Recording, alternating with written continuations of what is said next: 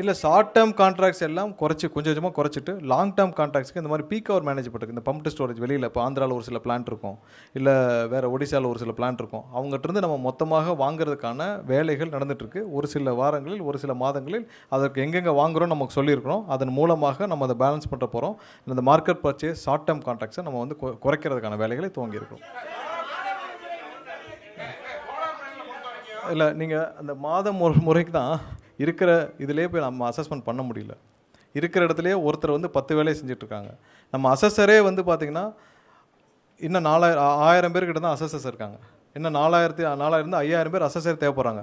அதனால இப்போ புதிதாக நம்ம வேலைக்கு எடுக்க போகிறவங்க, அதாவது ஃபீல்டு இன்ஜினியர்ஸ்க்கு வந்து மல்டிபர்பஸ் ஃபீல்டு இன்ஜினியர் தான் எடுக்க போகிறோம்.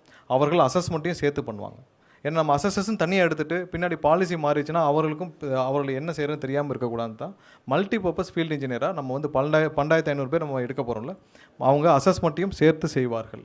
ஸோ அதையும் சேர்த்து தான் பண்ண போகிறோம். ஸோ அசஸருக்கு நம்ம எடுத்துட்டு அடுத்ததுக்காக நம்ம அதுக்கான போதுமான ஆட்களை வைத்த பிறகு தான் நம்ம அடுத்த வேலையை பார்க்க முடியும். அது வரைக்கும் இந்த மந்த்லி டேரிஃப் நம்ம யோசிக்க கூட முடியாது.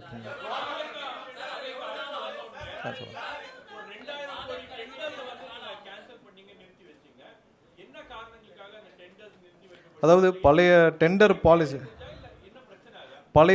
பாலிசியில் நம்ம கண்டிப்பாக அவங்களுடைய எஸ்டிமேஷன் பாலிசியில் தவறு இருக்குன்னு பார்த்தோம். ஏன்னா ஒரு டெண்டர் அவங்க ஃப்ளோட் பண்ணுறாங்க.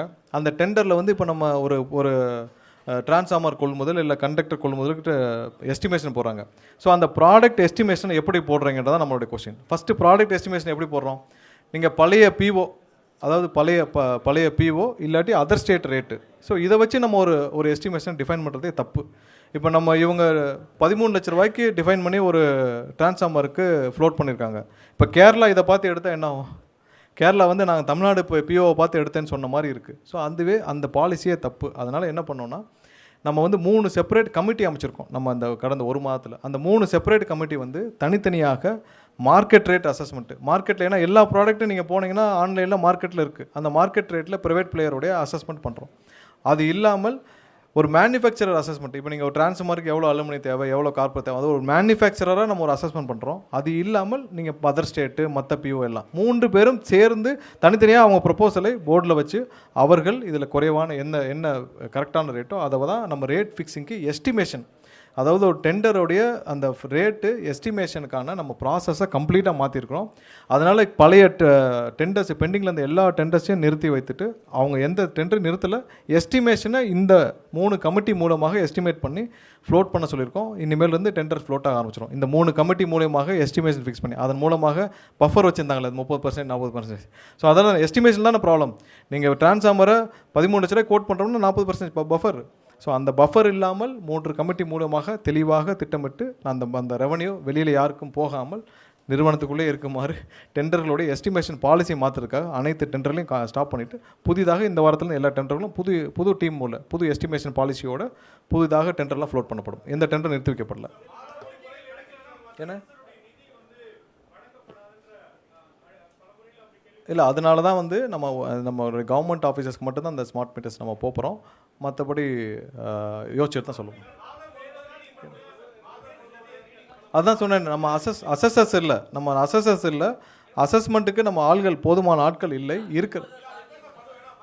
இப்போ நம்ம இதை எடுத்து முடிச்ச பிறகு இந்த 20,000 பேர் எடுத்து முடித்த பிறகு அவங்களாம் ட்ரைனிங்க்கு உள்ளே வரட்டும். முதல்ல இருக்கிற டிஸ்ட்ரிபியூஷன் இருக்கிற ப்ராப்ளமை சரி பண்ணுறதுக்கான ஆட்கள் இருக்கட்டும். முதல்ல அதுக்கு அடுத்த கட்டமாக அதை பற்றி யோசிப்போம்.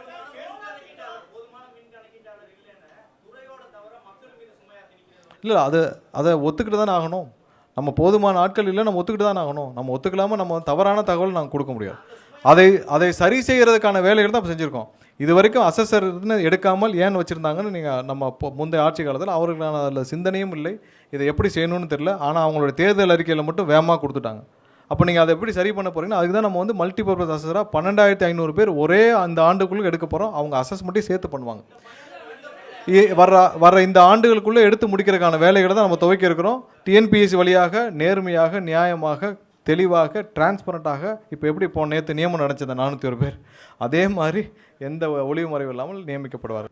பிளே ஸ்டோர் மற்றும் ஆப் ஸ்டோரில் இருந்து பாலிமர் செயலியை QR கோடு மூலம் பதிவிறக்கம் செய்யுங்கள். செய்திகளை உடனுக்குடன் பெறுங்கள்.